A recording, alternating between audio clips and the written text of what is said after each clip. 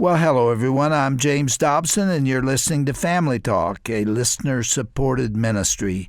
In fact, thank you so much for being part of that support for James Dobson Family Institute.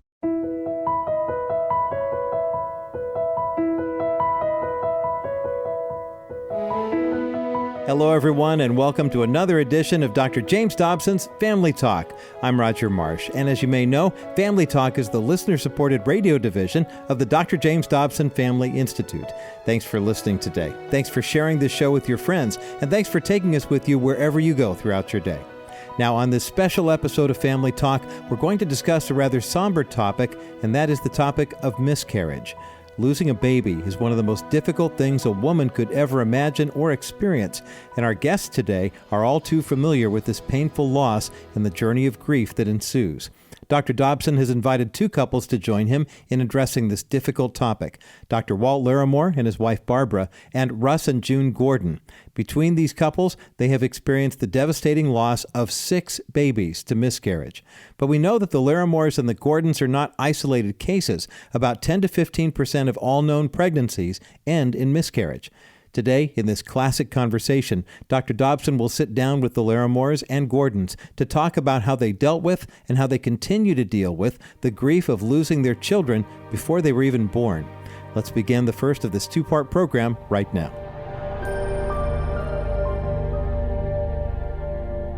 Well, thank you for being here. I'm going to start with an overview question.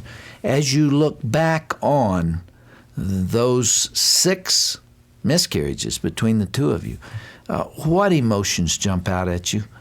What more than anything else stands before you as you think about the loss, the tragic loss of those little babies that you will have to wait to meet in heaven? For me, it was an overwhelming feeling of despair. I could not do one thing to help myself, to help this baby be born. You're referring to the first one or all 4? All 4. And as I had one and then another and then 2 more after that, I know that I got really, really depressed. And it was just hard to get out of bed sometimes. It was also very frustrating because I could not receive any answers to why. Yeah. We had already had 2 children, and the miscarriages came after Scott. As a real shock. And it was a real shock because I was healthy, and I just thought we were going to have a big family. Having lost 3 babies to miscarriages, when you became pregnant again, Barb, how did that affect you emotionally as you thought about the possibility of being hurt again? I think I lived on the edge of not even wanting to believe that I could carry this baby to term. It was hard to hope. And every day it was a struggle to, as I said, get out of bed and to do the normal routine things that needed to be done to care for my family. It was a struggle every single day. June, I ask you the same question. What kind of feelings and thoughts do you have today? First of all, how long has it been since you lost the second baby? About 8 years. 8 years. Well, what feelings do you have now, 8 years, almost a decade later?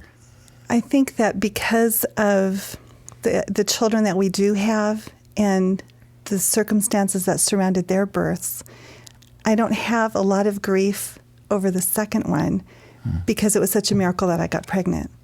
We felt.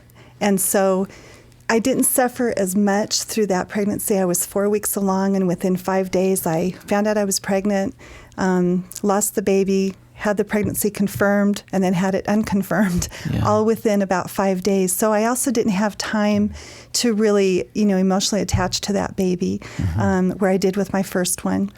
So I really had just found out I was pregnant, and a couple days later lost it. So it was very different from how we reacted to our first loss. But our first son was 3 months premature, and we went through infertility with him, and all the circumstances surrounding his birth was just so miraculous, and the fact that he survived and has no problems, and to be able to look at Christopher and see the miracle of his life, it really overshadowed everything else. Then we conceived twins, and then our last baby was born with Down syndrome, and so we, had another experience with him. So though we've been through some things, we've brought our babies home, and that really helped us through a lot of the grief. And yet there's still tears in your voice Yes. as you talk about that. Yeah. Walt, there's really no way to put into words what this experience does to a couple, is there? And especially to the mother, but also to the father. I have never, ever been as vulnerable emotionally in my life as I was the night my daughter was born. I knew it. My heart was on my sleeve, and I'm sure you have felt that way too. I remember holding little Kate in my arms, and by that time in my career, I had delivered several hundred babies, and objectively, she was the prettiest baby I had ever seen. I'm sure. But miscarriage, Jim, it's intensely sad. It's horribly frightening, and so few folks talk about what it does to the dad. And so few dads talk. I mean, Russ, it's like, I don't know how it was for you, but for me, it was like guys expected you to be strong and brave, and there's no permission to hurt, to feel empty, and to cry. Is that right, Russ? Did you feel that people minimized the experience of this loss? Yeah, what I found was that the calls and the letters and the cards that came in were directed at June. And of course, I was experiencing my own kind of grief. At first, I think I was a little indifferent to it because I didn't quite understand what she was going through. And it took me some time after watching her grief and going to the Lord and saying, what does this really mean, to see that I had experienced that same loss. And there's kind of a neat story about how through the process of one of our miscarriages, God gave me a name for that baby. Well, it was actually very early on, and then this little sticky note kept kind of going all over the house. And June finally asked me what it was several weeks after the miscarriage had occurred, and I finally told her that was the name for the baby. So. Russ, that's an important point, that men typically experience the loss of a child in a miscarriage in a different way than women do, but the discomfort is there nonetheless, and it often does come later for them. Walt, I mentioned a minute ago about people minimizing the pain and the empty arms that are associated with miscarriage. I have written down here several comments that people often make to a mother who's lost a baby, including, don't worry, you can try again, or you have another child at home already. That's like saying to the mother of a teen who's killed in a car accident, I know that you've lost your son or daughter, but at least you have another child at home. That would not help at all. In fact, that would hurt. I do hope that no one would ever say something like that, and yet it does happen. When a mother who's been through a miscarriage is grieving her loss, what do? We go tell her to get over it, in essence. Get over it. That is a very hurtful thing to say. And some of the things we were told, Barb, this is probably a blessing. That baby was probably just deformed. What a horrible thing to say. I imagine how you feel. Well, if you haven't, 3 of our babies, we felt them kick, and we felt them move. And then they were gone. And I mean, I take care of moms. I had no idea what it felt like. I had no idea. And I know and I yet don't. You had witnessed it. Absolutely. And I know I don't know what Barb felt. I know that we thought, well, the second one will be easier than the first one because we've gone through it. It was exponentially harder. The third one was exponentially harder than that. And the fourth one, it was just devastating. How long did it take you to get over it? it's been 14 years, and I'm not sure that we are. Barb, I'm not have you sure gotten either. over it? I still remember each one as if it were yesterday, but I have to choose to think differently. I have to choose not to go there, or else I could really spend my time crying an awful lot. But I do thank the Lord for those experiences. I never thought I would be able to say that, but I do know of many, many women that I've been able to comfort and to assure them that maybe one day, not in the too distant future, that they will be able to smile and laugh again and look at a newborn baby and see the joy that that new little life brings instead of grieving and being envious and jealous. June and Russ, that is why, in fact, you have started a ministry to reach out to those who are experiencing some of what you went through, isn't it? Right. And I think the biggest thing we're doing is we're acknowledging you had a loss. Your baby had value, incredible worth. And we just want to say, honor that life in some way. Find a way to honor that life. Go through the grieving process. Get healing. Find healing through this process. It's so important. Otherwise, you tend to get stuck and you don't move forward as a person emotionally and spiritually. And how do you reach out to those who are there? We have created a little photo journal album that enables parents to journal their thoughts and their feelings. It walks them through that process. And we have wonderful testimonies of how it's allowed a mom to put the baby someplace, to memorialize that baby. And we found it's brought a lot of healing, is one of the ways. Russ, I wish you and I June do too. would have been there when we were there. We didn't know to name those babies. We did not know that we could ask for them to bury them. We did not know that we could honor them. And it was only when our kids were 6, 7, 8 that we started going back and celebrating those death days, but we called them birthdays. And we were able to, as a family, look forward to the day that we'll see those kids. But Russ, without ministries like yours, many of our listeners may be surprised to learn that 70% of couples who have 2 miscarriages or more divorce. Yes. And I think a lot of that is because of what you're saying, that no one, or so few people value that loss. Yes. They tell us to get over it, to suck it up, to move on, and you can't. It took years, months at the minimum, and years for us to... Barb, did anybody reach out to you in a proper manner and say the right things? Did anybody put an arm around you and show that they were hurting with you and comprehended even in a small way what you were going through? Not really. I did have many, many friends who were able to help out, who brought food, who kept the children, who would go on walks with me, who would talk with me, but it was not really conversation that got to the heart of the matter. And even at one point, I had one friend after a few months who came up to me and said, "Well, are you through with it yet?" Oh, And I goodness. said, "What are you talking about?" "Well, this miscarriage thing."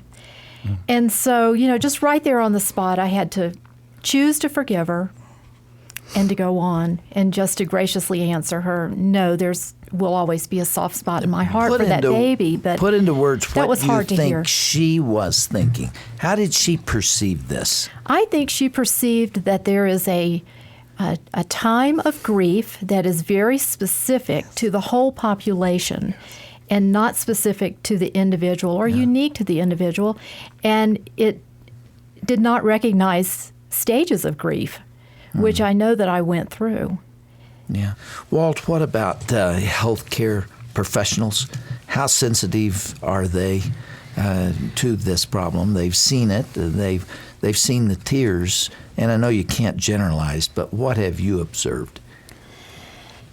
Jim, I think it's a truism in medicine that it is extremely hard to minister to another person's pain when you haven't walked their path. And so I'm not sure it's reasonable for our listeners to routinely depend upon their health caregiver, their physician, to provide that. And I don't think that most doctors or most of our listeners realize that this grief is very often a more prolonged grief than the loss of a spouse or the loss of a child or the loss of a parent. Someone you knew and you held and you loved, and the loss of that type of person is overwhelming. It's huge. But in general, it seems that the loss through miscarriage, the loss of a child very early in its life, seems to have a deeper and a much more prolonged impact. Depression's much more likely in a woman who's had a miscarriage than in a woman who's had a baby. I know that what you just said is true because I've read it and heard it and seen it, but most of our listeners will not have known that. That's new information, that the loss of a baby through miscarriage is as profound or more so than any other death. And if you understand that, then you know a little more about how you need to approach the person who's going through it. June, did anybody reach out to you? Yes, I had a lot of support. People listened, they were there, they cried with me, they held me. But when I really started thinking back to what really happened, I don't think that's what happened. I perceived it as support, which was a good thing, because I didn't, I have a lot of friends who have told me horrible stories about the lack of support they received and the really sad things that people say when you're in that situation. And a lot of that's just ignorance. They don't know what to say, so they say something that they shouldn't, instead of just saying, I love you, I'm here, I'm sorry. You know, I remember telling one friend, just cry with me. Just be here. You don't have to say anything, you know. But it was minimized. At the beginning, it was okay to talk about it, but maybe after 2 or 3 months, it's kind of like, well, here we go again, you know. And when you've gone through grief of any kind, I think one of the things you do is you repeat your story. You know, you have to tell it over and over. It helps it to become real to you. I think one of the things we fear is losing the memory of that one that we loved. And with a baby that we didn't know. June, that is brilliant because, again, we see that in the loss of a friend or a father or mother or sister or brother and a baby who's lost to miscarriage. My mother expressed some of what you're talking about now when my father died, because she had this great need to continue talking about the man who had been the centerpiece of her life for 42 years. Yes. Suddenly he was gone. And a month later, all of her friends and everybody, in compassion, but they wanted her to get beyond it. And they didn't want her to go on talking about him. She needed to talk about him. I mean, he was her life. Yes. And all of a sudden, she can't mention him anymore because it's not appropriate to do so. Yes. And that's sort of what you're saying, isn't it? Yeah. And I think one of the things we're doing in this ministry is to encourage parents that they do need to do this. I don't think they recognize when they're going through it how important it is to memorialize their feelings, to honor and to journal and to put down in some permanent form the memory of that child. Did you do it? We didn't. We didn't have the understanding at the time. What should you have done? We should have stopped. We would have had a ceremony at the time. We would have journaled our thoughts and our feelings. Because what happens, of course, is over time, memories do fade. It's just part of who we are as people. And it's important, while they're fresh, to get them down in some way, to memorialize those feelings. In what way? What do you recommend to those that you're trying to minister to? Well, again, we talk about journaling your feelings and your thoughts. And we talked about giving the name to the child and burying the child. Right. There are some other great things that we know of other people have done. People plant trees in honor of their children. Bulbs that come up around the time that the child was due. Yeah, a friend of mine did. Her baby was due in the spring, and so she planted bulbs so that in the springtime when the bulbs came up, that was a remembrance of her little baby. June, tell us a little more about the ministry that you all have started and what you're trying to accomplish. 2 years ago, one of my customers came to me, and she's an NICU nurse at Memorial Hospital here in town. And she said, we're trying to do something special for families who have lost a baby in the NICU. Do you have any ideas? Well, as a mom who had 2 children in the NICU and who, we watched children not make it. Yeah, that stands for neonatal intensive care unit. I forget. But having been through that experience and seeing families grieving the loss of a baby in the unit, it was very close to my heart. And I went to our pastor and said, do you think we could do something here? And threw out my idea, and they just embraced it. And again, it's to honor and remember. I think that's our key phrase. We want to honor and remember and celebrate their life. It's a beautiful thing that you've done, because what's really happening is that you have taken your pain and your experience, and instead of being angry at God and blaming God, you have let Him use this to minister to His other children. That's a beautiful thing. Russ, talk about the album that you all have put together for families that are going through this. The album is designed in such a way that it's not just a blank album. It has little headings that help parents think about the kinds of things that will help them heal. We were talking earlier about the plans that we had for that child, the preparations we made, the dreams we had for those children. And so one of those headers is dreams we had for you. It's important that parents go ahead and experience that and journal. Who could this baby have been? What might they have brought to our family?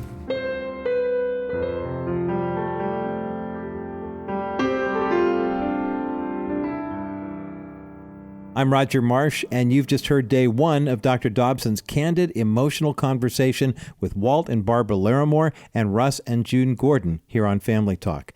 As our guest today expressed, after going through something as devastating as a miscarriage or multiple miscarriages, it can be hard to hope again.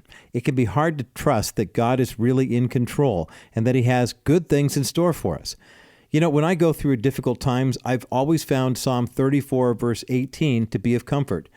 The psalmist writes, "The Lord is close to the brokenhearted and saves those who are crushed in spirit." Grief is different for every person. If you've experienced the pain of a miscarriage or pregnancy loss, you know that there is no time limit on grief. And if you've never experienced a tremendous loss, but know someone who is currently grieving, this might be a good opportunity to be the hands and feet of Jesus to them. Reach out to your hurting friend. Tell them that you love them and that you're praying for them.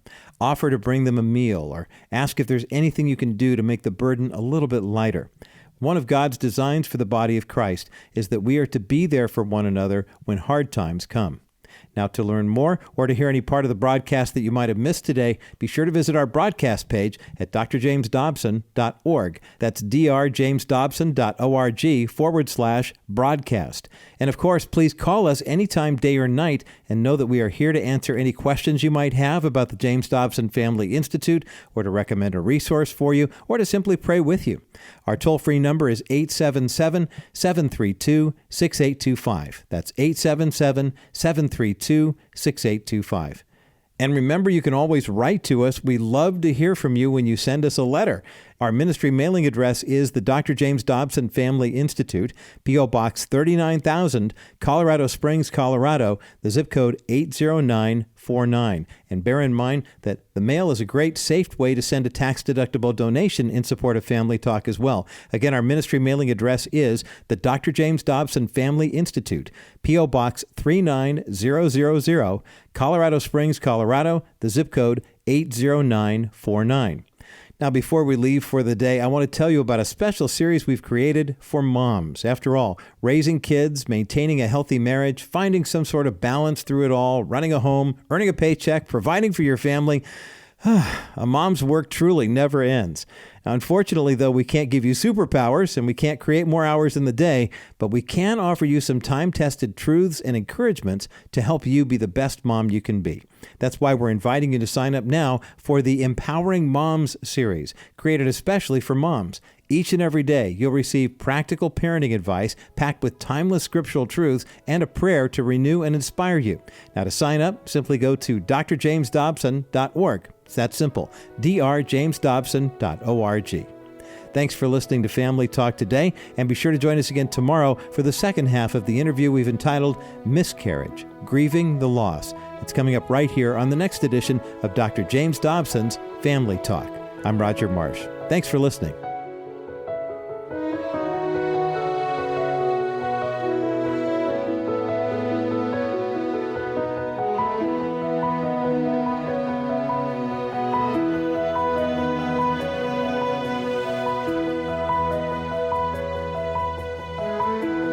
This has been a presentation of the Dr. James Dobson Family Institute.